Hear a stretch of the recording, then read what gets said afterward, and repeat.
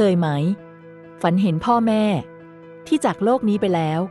ตามความเชื่อโบราณการฝันถึงพ่อแม่ที่ล่วงลับถือเป็นความฝันที่มีความหมายบางตำราบอกว่าอาจเป็นสัญญาณของโชคลาภหรือข่าวดีที่กำลังจะเข้ามาทั้งเรื่องเงินและกิจการงานอาจมีโอกาสดีขึ้นกว่าที่ผ่านมาแต่ก็มีอีกความเชื่อว่าท่านอาจมาหาเพื่อให้เรานึกถึงและทำบุญอุทิศส่วนกุศลให้